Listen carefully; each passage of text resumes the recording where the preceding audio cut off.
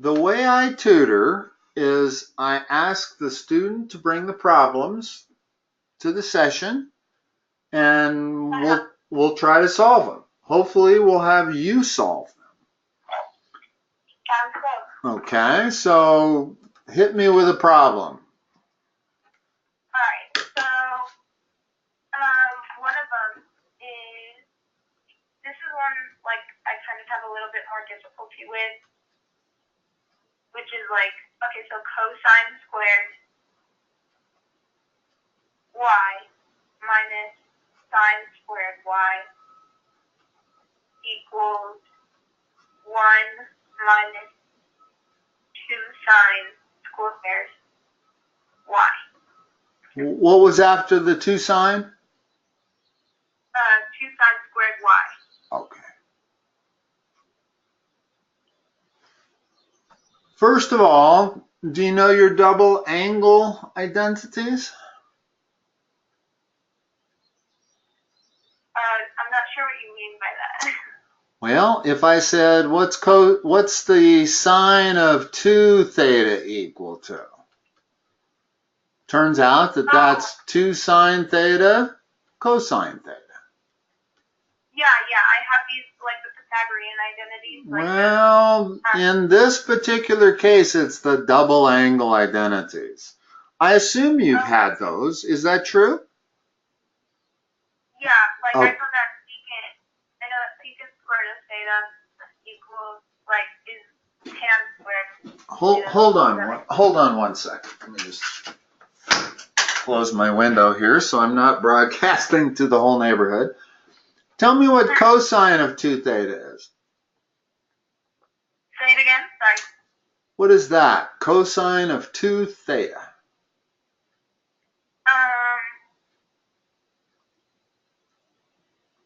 You know, hold on. Let's back up. It's not for sure that you've had double angle identities yet. I'm not convinced you've had it. So, let's use the Pythagorean identities only.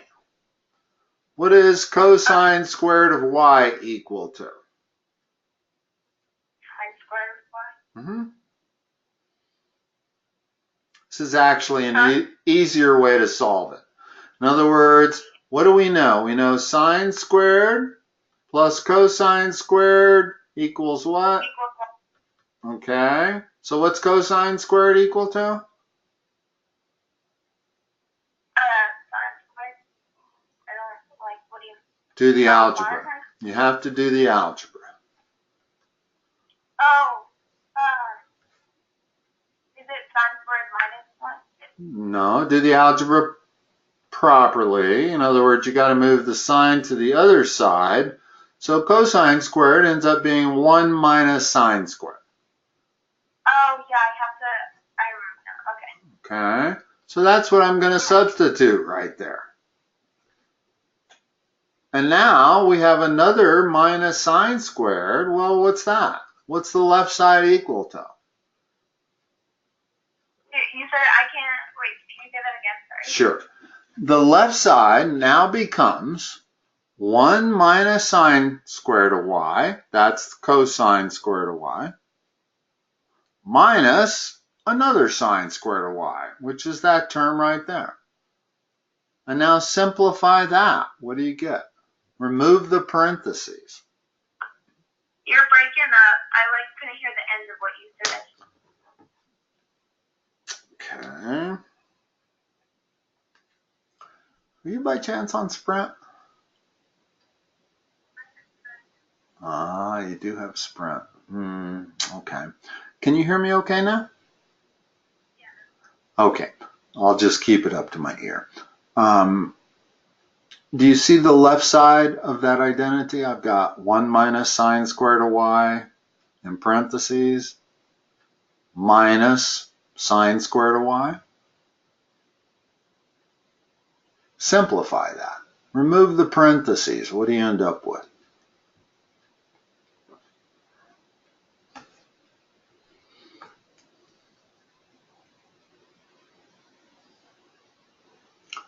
Look at your right side. Don't ignore the right side. Remember, that's what this left side has to be, is that right side.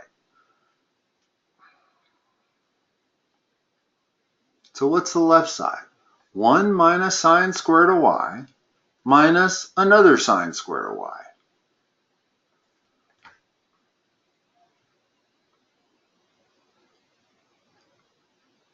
That becomes 1 minus 2 sine squared of y.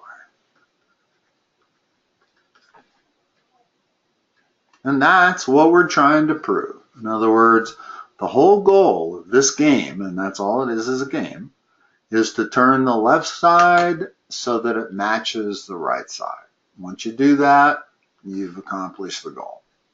And the only thing we had to do here at all was really to substitute for sine squared of y, or excuse me, cosine squared of y, which became 1 minus sine squared. Then everything's fine. Yeah. Okay, well, give me another one. I'll help you.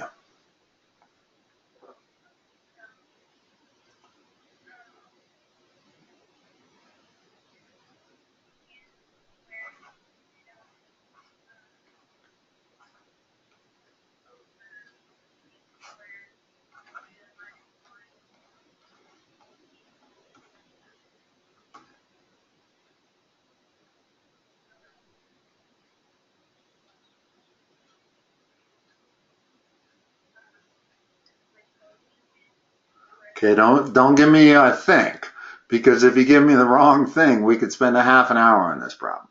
When they give you trig identities, they are always identities. They are never not identities. So make sure what you give me is an identity, because like I said, otherwise I could spend a half an hour trying to prove it, and it's not an identity to start with, which is very difficult to tell when you're first looking at it.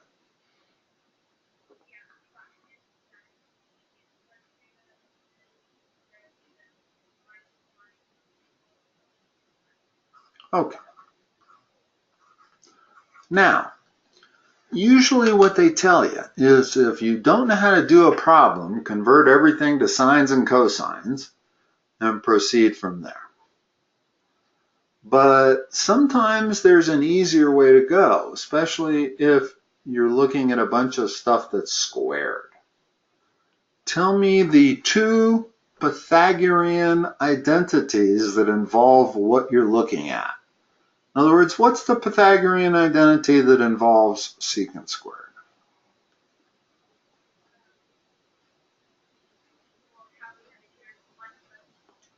Yeah, okay. I'm gonna write it like this. That's equals secant squared, okay?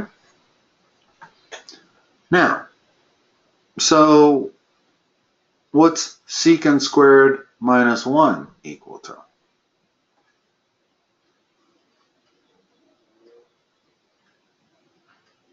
In other words, over here, do the algebra. What's secant squared minus 1 equal to?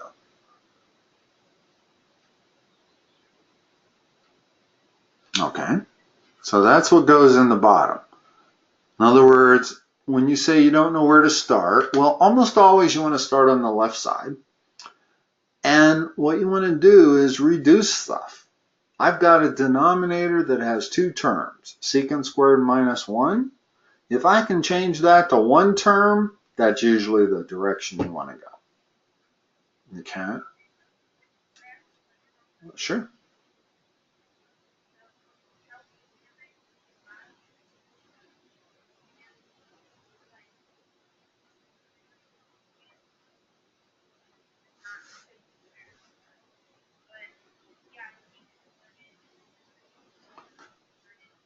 Yeah, there's only 3 Pythagorean identities. Okay? So what's secant squared equal to? What do I need to write in the numerator here? Plus 1. In other words, it's this identity. That identity is always true. Okay? Now, notice that this actually is a lot easier to handle than what we started with. I can reduce this to two fractions. That's secant squared of theta over, or excuse me, tangent squared of theta over tangent squared plus 1 over tangent squared of theta.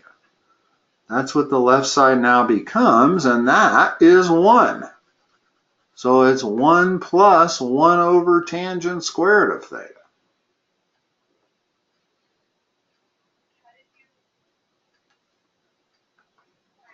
That's all right. Let me back up. Let me back up. I don't want to get ahead of you. I don't want to lose you. Okay? So I have a fraction with a single denominator. I can turn it into two fractions, like that. Well, the fraction on the left is tangent squared divided by tangent squared, which is the number 1. And the fraction on the right is 1 over tangent squared, which is cotangent squared, just using the reciprocal identity.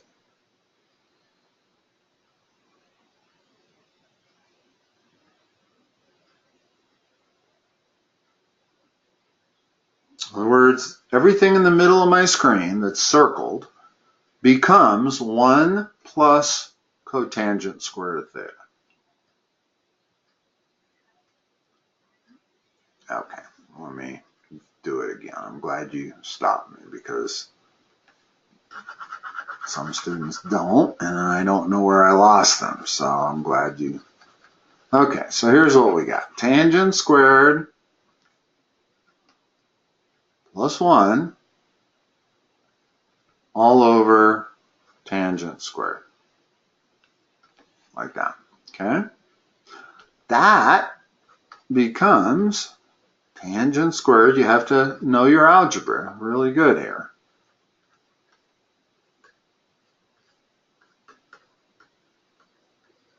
So what I'm doing is I'm separating that into two fractions. There's the first fraction, there's the second fraction.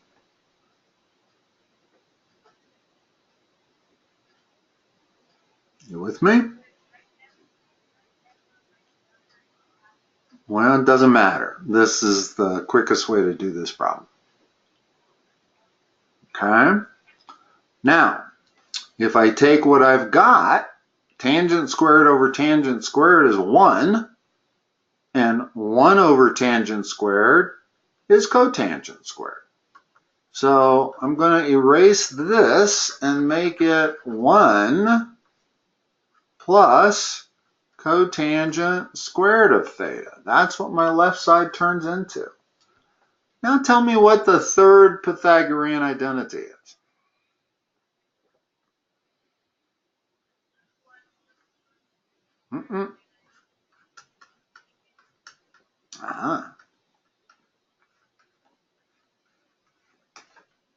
In other words, what I just wrote, 1 plus cotangent squared of theta, that's equal to cosecant squared of theta.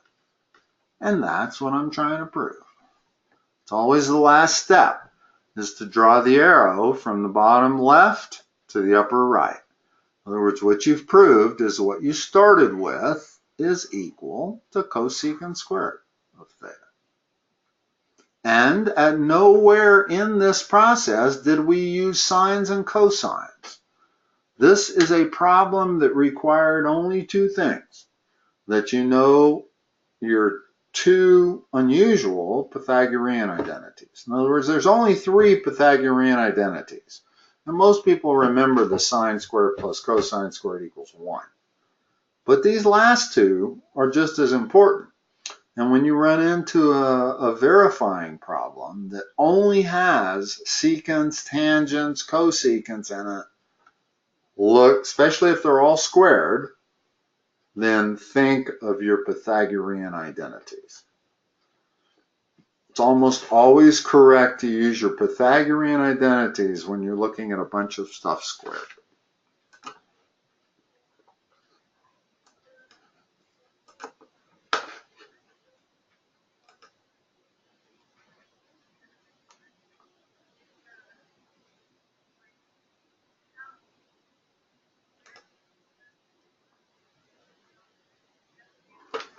Okay.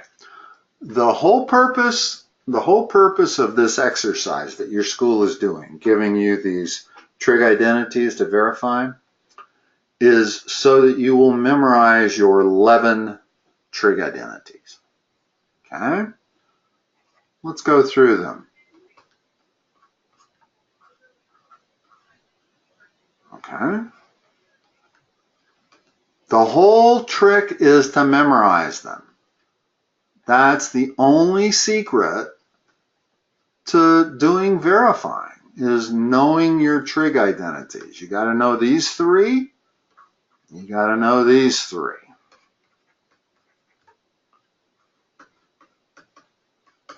Always. In other words, if you memorize these 11 identities, then you'll always be able to answer your trig, your verifying questions.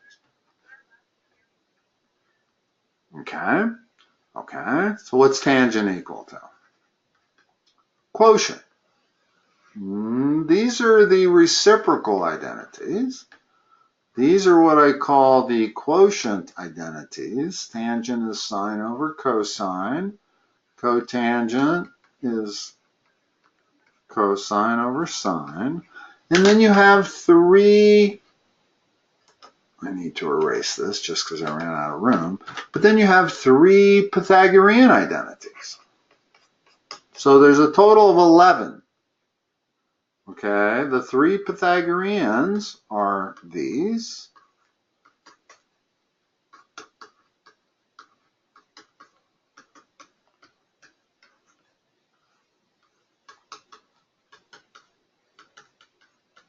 Between those 11 identities, you can solve every single one of these verifying problems. And that's all you need, are those 11. So give me another one, and I'll direct you on which ones to use.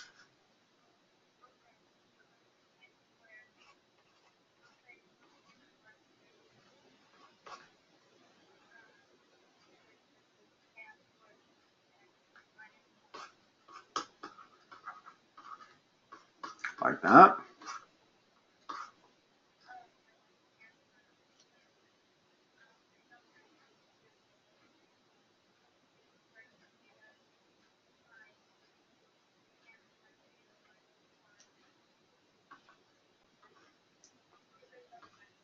Okay, so that's the only thing I've got wrong here is the parentheses. I need a parentheses like that. Okay. Like that. Okay.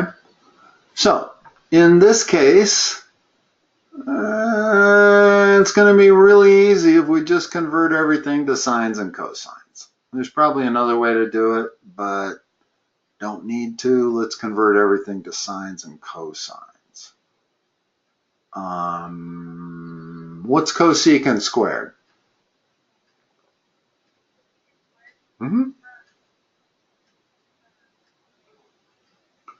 No, what's the reciprocal identity?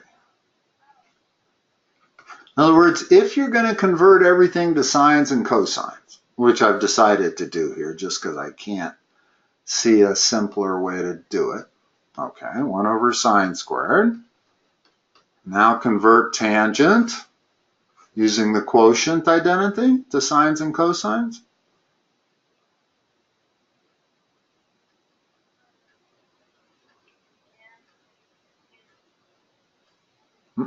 Using the quotient identity, not the reciprocal, the quotient. Now, why would you use the quotient? Because we're trying to convert everything to sines and cosines. So the only way to convert tangent to sines and cosines is using that quotient identity. It's sine squared over cosine squared. And that's good, because notice what's going to happen. That's going to cross out with that. So now what do I have? I have 1 over cosine squared of x minus 1. Well, what's that? Using the reciprocal.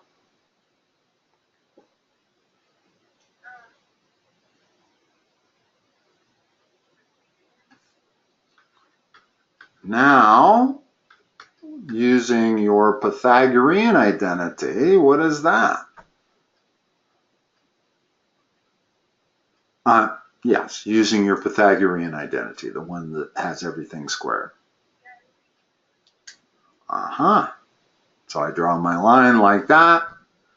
No.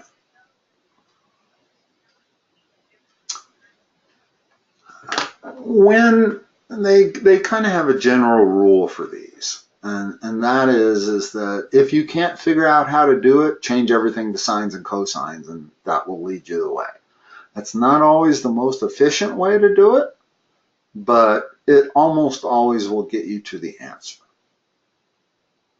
And in this particular problem, it turned out that that actually was the most efficient way to do it. Notice that I did this problem in 1, 2, 3 steps. No way you're doing this problem in less than 3 steps. Now, if you took 6 steps to do it, it would still be valid. But the whole idea is to do it in as few steps as possible. And remember the goal. The goal is to remember your trig identities. That's the only goal. There are no problems in real life that require you to verify trig identities. They don't exist. There are trig equations you have to solve in real life, and those require you to know your trig identities. But primarily at this stage of trigonometry is what they're trying to do is to make sure you memorize those 11 basic trig identities. There are 6 reciprocal, there are 2 quotient, and there are 3 Pythagorean. Memorize those 11, and they will always come to your aid. And those are the only 11 you need. Give me another one.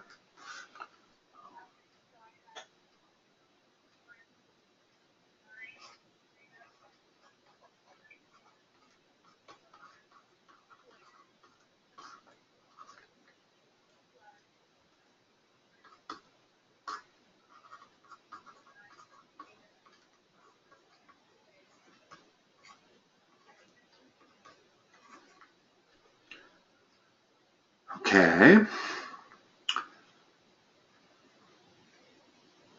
It is actually pretty easy. What should you do?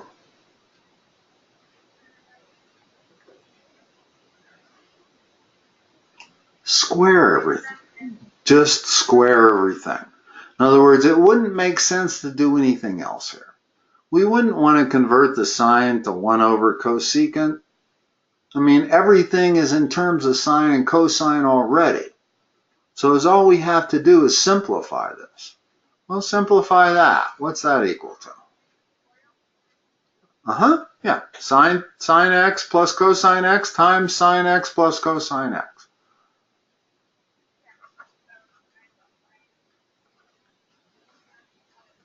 Do it.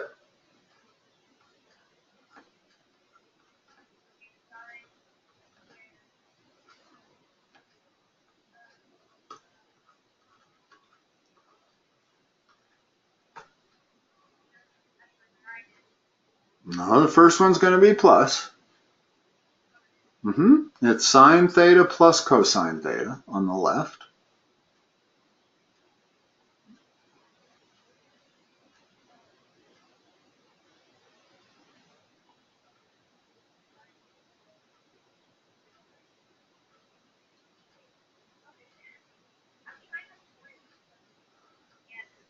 Do foil it. Foil it just like you would foil x plus y squared. What would you get? You would get x squared plus 2xy plus y squared. The fact that they're trig functions does not matter. Still foil it. You get sine squared theta plus 2 sine theta cosine theta plus cosine squared theta.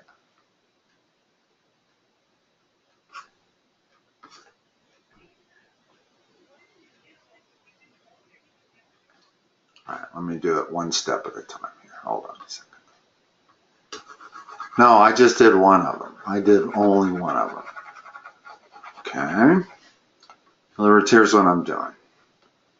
sine theta plus cosine theta times sine theta plus cosine theta. Okay, that's the left one only. That's this one only. Now, FOIL that, which means you multiply that by that, and you multiply that by that, and then you multiply that by that, and multiply that by that. What do you get after all of that?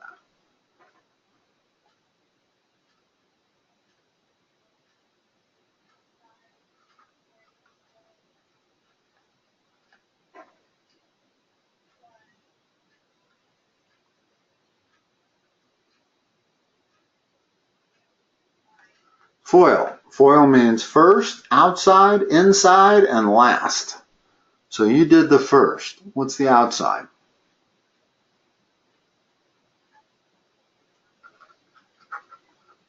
What's the inside?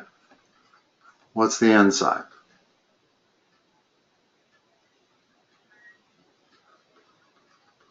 And what's the last? Okay. These two terms are almost always combinable, so you end up with sine squared theta plus 2 sine cosine plus cosine squared. In other words, that's what I had the first time, and as all I did was I got that by foiling those two terms.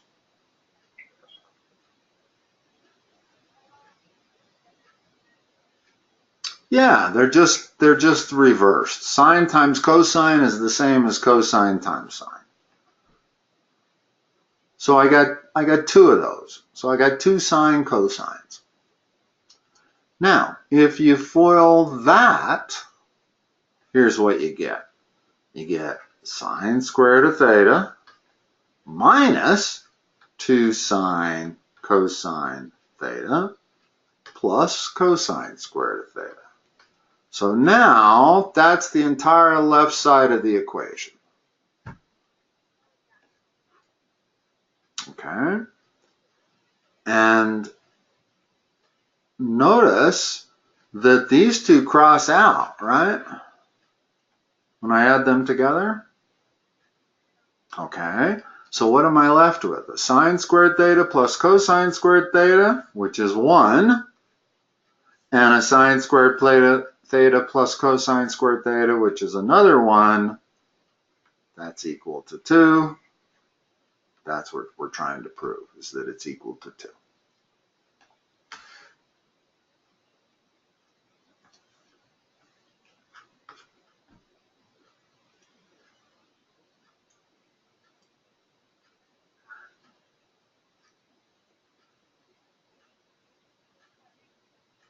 Okay.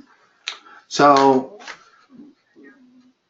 yeah, and incidentally, I am recording this session, so you'll get a copy of it an hour after our session. I'll send you a link where you can review it.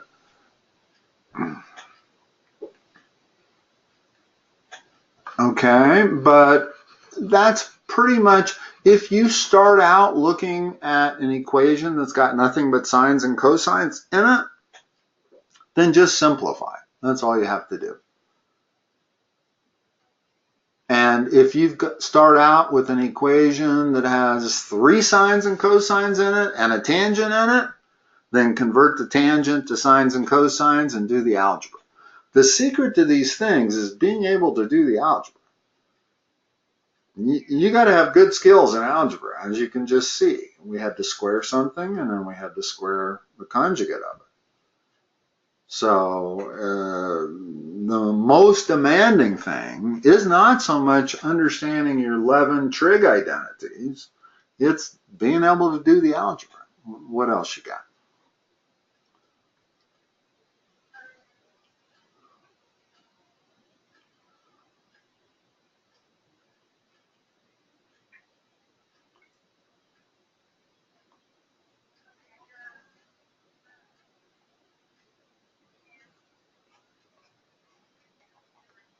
Hold it, is it tan or cotangent?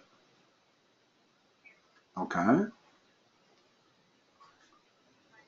Uh-huh.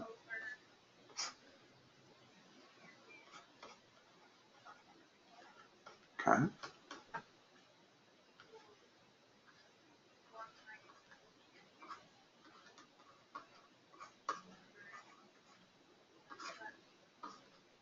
Okay. Now, first of all, I don't see any sines and cosines. Okay. And I can write tangent as cotangent. It's 1 over cotangent. So all I have to do is convert those two tangents to 1 over cotangent and then do the algebra. So let's do it that way. Let's not take the convert everything to sines and cosines approach. Let's do this. Yeah, it doesn't have any in it.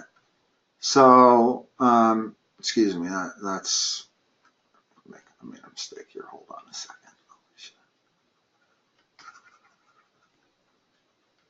Let's see. That's 1 over cotangent all over 1 over cotangent plus 1. Okay. Now, our goal, everything's in cotangent. So our goal is to merely prove that the left thing is equal to the right thing. Now, how do I do the left thing? Again, this is an algebra problem. This is no longer a trig problem. This is an algebra problem. What is 1 over cotangent theta minus 1? How do I do that?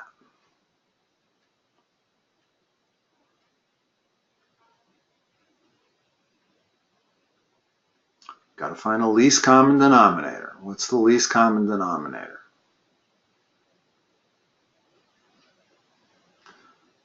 It's cotangent theta. Okay. So this becomes, I'm going to write it right here, 1 over cotangent theta minus cotangent theta over cotangent theta. So this top left turned into that. First of all, do you see how I did it?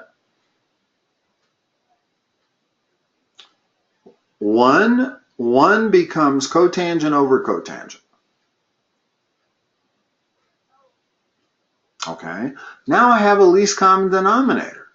So I can operate on the numerator, and that thing becomes that. Okay, so that becomes just the numerator.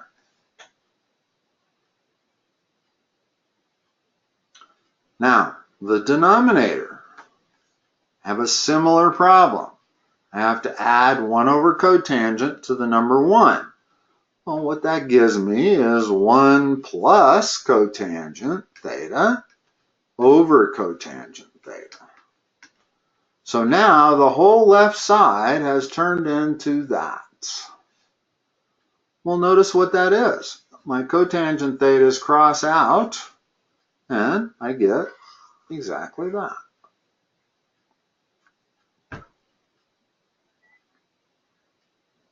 Because all you have to do is match the left side to the right side. That's your goal.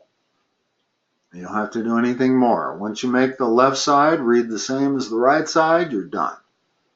Draw a circle around it and draw an arrow up to the right side.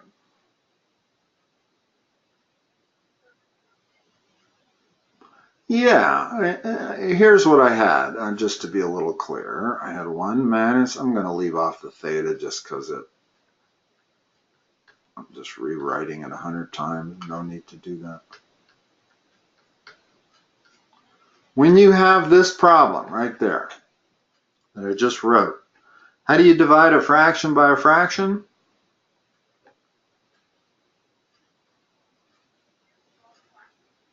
By the reciprocal of the denominator. Okay, so I'm going to flip the denominator and I'm going to multiply. Well, when I flip the denominator, it becomes that.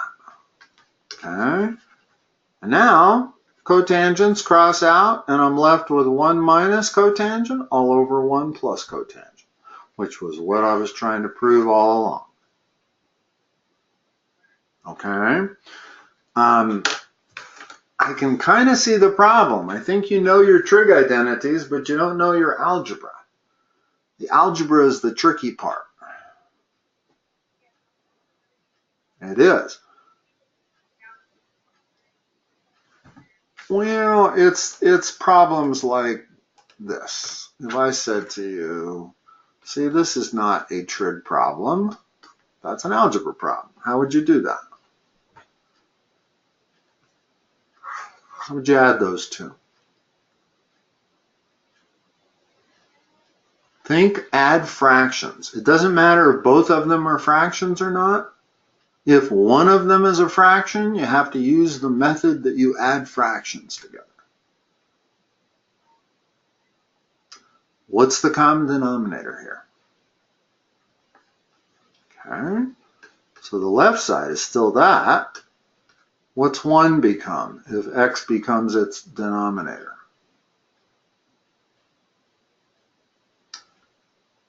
Yeah, x over x. That's the number 1. So this that I've written is the same as this.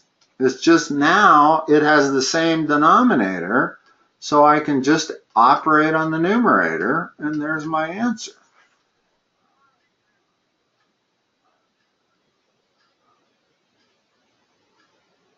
And that's a step you need to do multiple times when you're doing verifying. Almost every single problem has a spot where you have to add a fraction to a number. So being able to do this is critical. And it doesn't matter whether it's a polynomial or a trig function. In other words, if I say to you, what's sine x? 1 over sine x plus 2. How do I do that? What?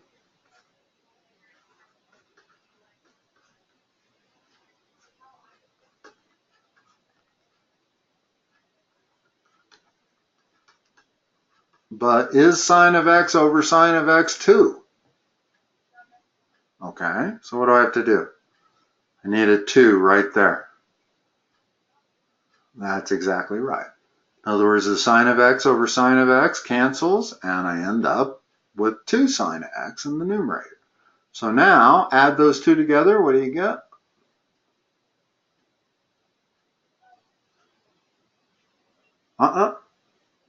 Adding.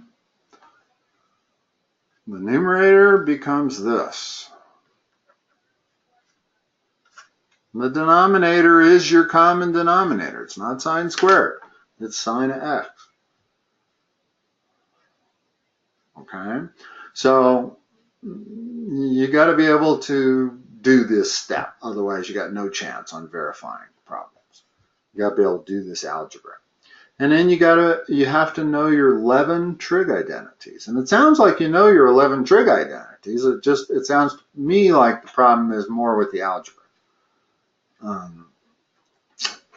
You have another one? Let's keep going, because the algebra differs. Sometimes you have to add fractions. Sometimes you have to do all kinds of strange things. So you really have to be good with your algebra. Okay.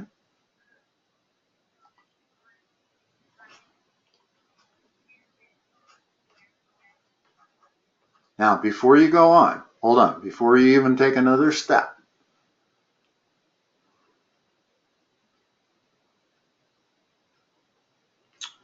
I'm trying to think.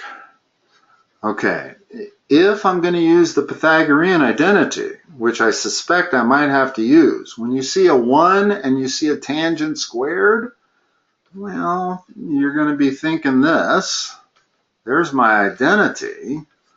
But what is 1 minus tangent squared? Well, that's not part of that identity. You can't really use it. There's no algebraic manipulation of that produces a 1 minus tangent squared. I could get a 1 minus secant squared. I could get a secant squared minus 1. But getting a 1 minus tangent squared, I cannot get it from this identity. So I don't need that identity. I can eliminate that immediately from my thought process. What's the rest of it?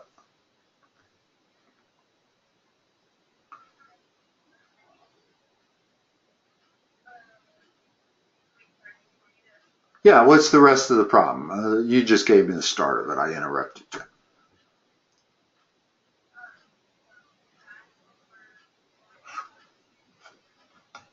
Ah, now that is equal to what?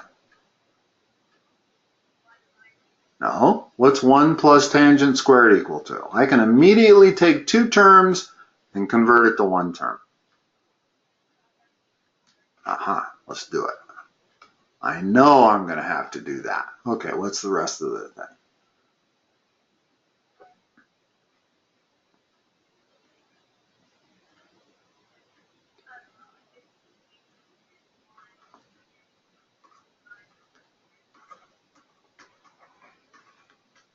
Okay, now, I can't use the Pythagorean identity on that. It just doesn't work because the Pythagorean identity is 1 plus tan squared. You can't manipulate this any way, shape, or form to produce that Pythagorean identity. I do see sine squared over there, and I can convert everything to sines and cosines. Let's do it. So what's the top become?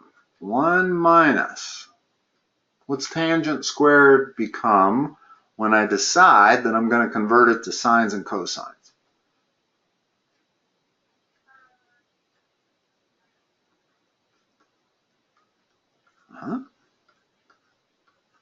And now I still got my denominator, which is secant squared, but I'm going to convert that to sines and cosines. So what does that become?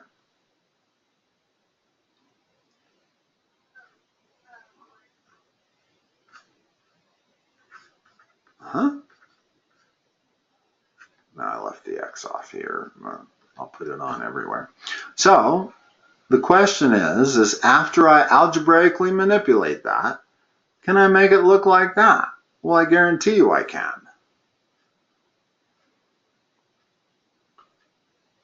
Just because everything's in sines and cosines. Okay, so here's what I'm going to do. Since I don't have a big enough writing space here, I'm going to try to write the numerator. Okay, here's another problem where you have a fraction being subtracted from a number. So you have to come up with a common denominator and do that numerator. Tell me what that numerator becomes.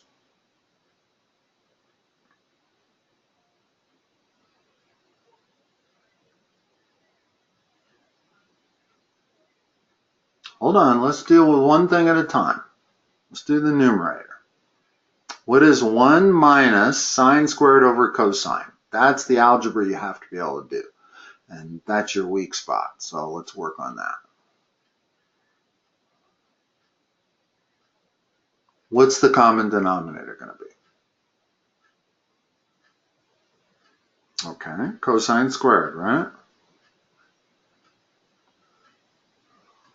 Now, I'm only writing the numerator here. I'm going to deal with them one at a time. What's the top left have to be? Such that that thing is equal to the number 1. No, the number 1, anything divided by itself is equal to the number 1. Well, I know the denominator is cosine squared, so what's the numerator have to be?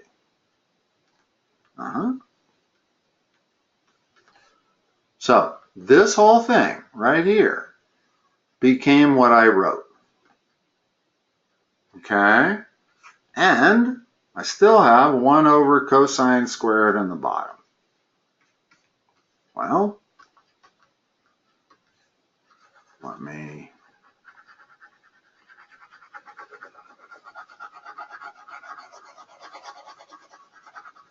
now, what's my new numerator?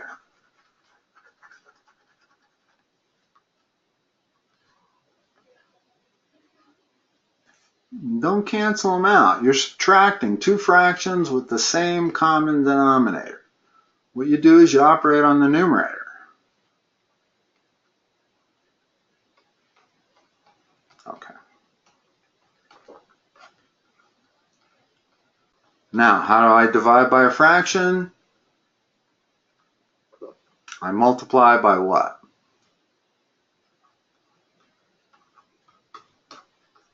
Now, the cosine squareds cancel. What I have on my left is cosine squared of x minus sine squared of x. Now, let me ask you something. Have you had the double angle formulas yet, the identities? Probably not. You usually get to verify right before you get to those. Okay, so we did the very first problem you gave me today was this one. Prove that cosine squared x minus sine squared x is equal to 1 minus 2 sine squared x. So we've done this one, and what we did was convert everything to sines and cosines. Well, we already have everything in sines and cosines, but I got 2 sines and I got sine up there. Let's convert our cosine to sine and see what we have. What's that equal to?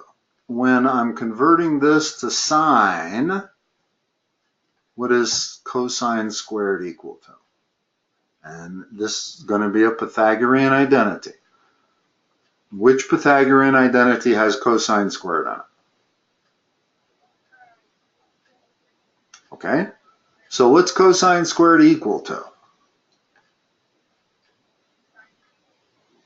No. Okay, you can't leave those out. So actually you got it backwards. Cosine squared is not equal to sine squared minus 1. It's equal to 1 minus sine squared. So that's what cosine squared is equal to, minus another sine squared. Do you remember this? This is the first one we did.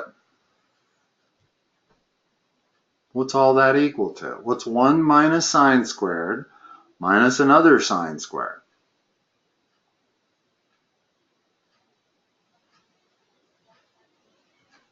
Yeah.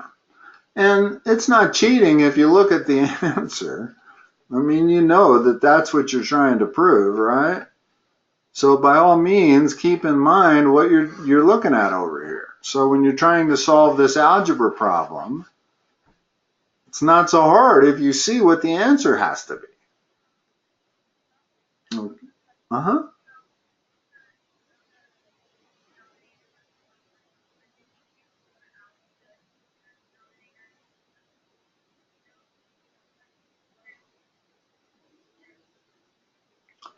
This got canceled out with that because we were dividing fractions by fractions, which means I flipped the bottom, multiplied, and that's what canceled out the cosine squareds. This right here with this right here. What we had to start with was this.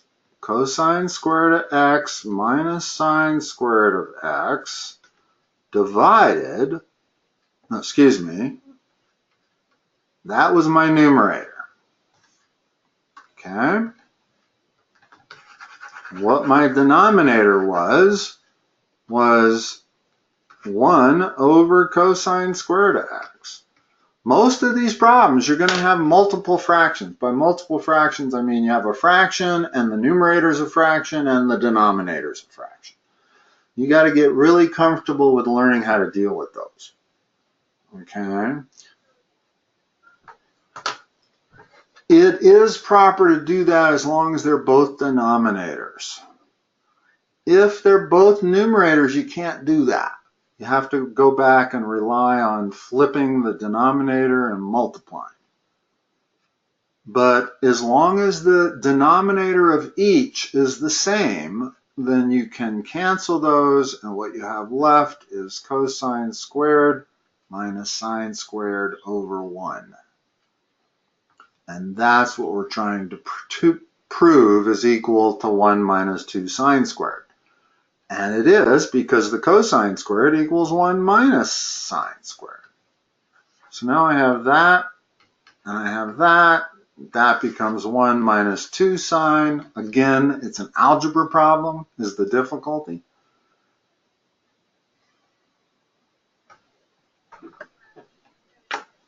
All right.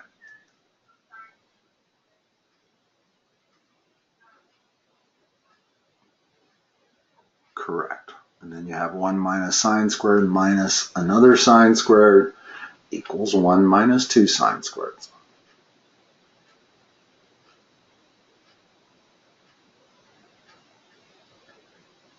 Okay, what else you got? We'll probably have at least time for one more. I'll write smaller this time. Not used to writing on this particular writing pad, and I don't have quite enough room on it.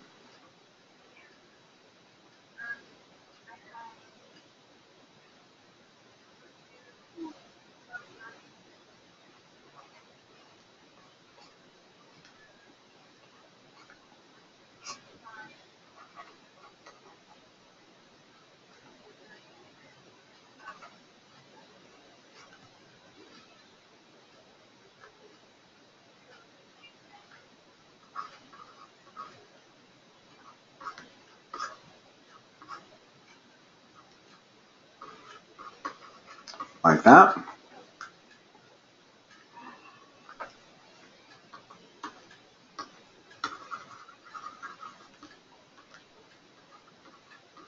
Okay. Well, first of all, what do I notice? I notice I got cosine on my upper left, I got sine on my lower left, I got cosine on my lower right. The only one that's not sine or cosine is that cosecant. So let's change that. So let's work with the right side. There's nothing wrong with working with the right side. I'm going to change that into a sine. That's my new numerator. Now, everything's in sines and cosines. Okay. All right. So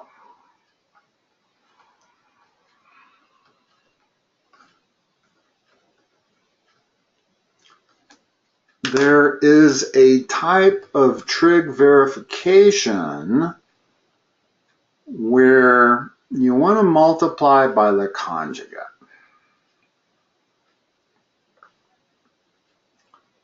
Hold on one second.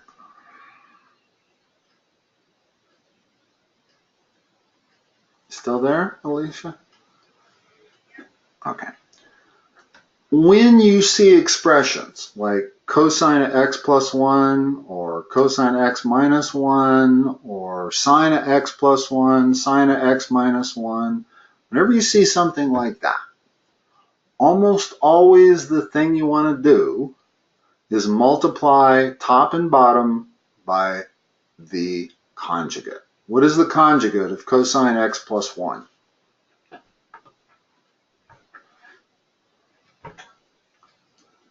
It means the same two terms, only with a different sign. In other words, the conjugate is cosine of x minus 1. Now, I'm allowed to multiply any fraction by the number 1. That's all I've done. Okay? You with me? That's the only thing I've done at this point. I converted cosecant to sine, but that's okay. We'll get to that. Okay? The primary way to deal with what's on the left side, which is the more complicated side, is to multiply by the conjugate top and bottom. And the reason is what's the top turn into? When you multiply difference of perfect squares factor, it turns into cosine squared minus 1. Well, what's that turn into? Yeah, what's cosine squared minus 1 equal to?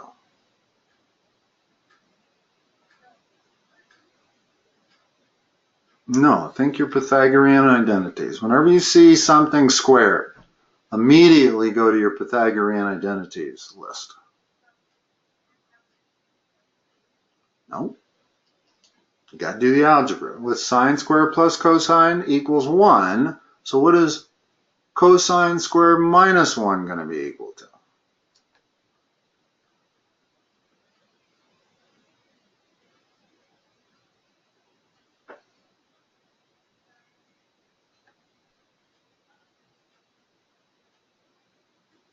Okay, here on the upper right, I'm going to write it out. Sine squared plus cosine squared equals 1.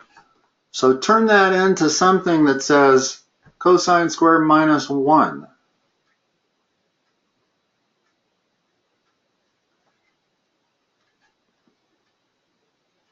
I would need to move the sine squared to the right side, and I would need to move that number 1 to the left side. So I would have cosine squared minus 1 equals negative sine squared. Well, like I said, you got to move the sine squared to the right, which turns it negative, and you got to move the 1 to the left, which turns it negative. And now I know what cosine squared minus 1 is equal to. It's equal to minus sine squared. So I can replace this whole thing with minus sine squared.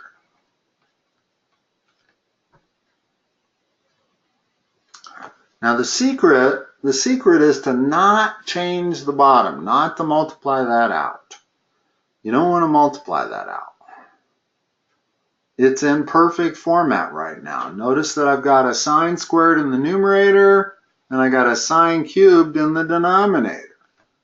So if I just cancel my signs, I end up with minus 1 over sine x times cosine x minus 1. That's what all of this becomes.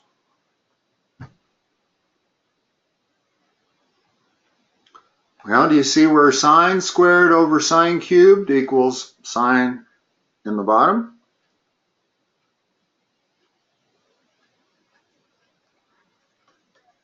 Sine squared over sine cubed. That's equal to 1 over sine. Okay, and since we had a negative sign in the top, there's my negative 1. There's my sine in the bottom. And I still got that cosine x minus 1 because I had to multiply top and bottom by cosine x minus 1. Okay. Now, this looks an awful lot like that. Just not exactly like that. Well, how do you make it look exactly like that? The difference between cosine x minus 1, this term, and this term, which is 1 minus cosine x, is merely a negative sign. So if I want to turn this on the left into 1 minus cosine x, is all I got to do is add a negative sign. Well, I already have a negative sign, so this whole thing turns into a positive 1 over sine x, and instead of cosine x minus 1, it becomes 1 minus cosine x. And that is actually what we're looking at.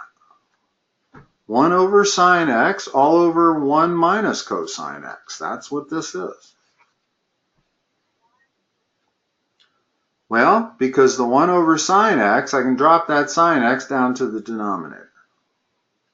Just algebra again.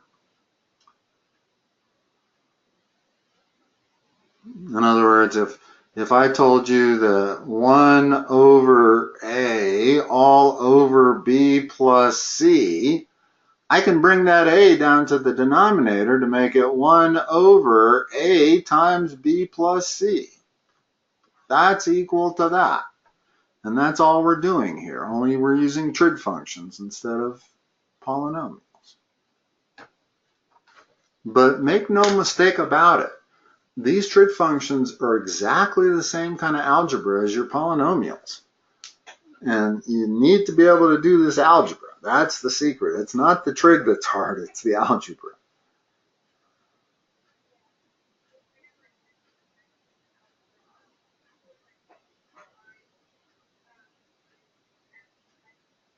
Well, okay. Well, I think the problem is you're thinking of it as trig and not algebra. If I told you this, what's the answer to that?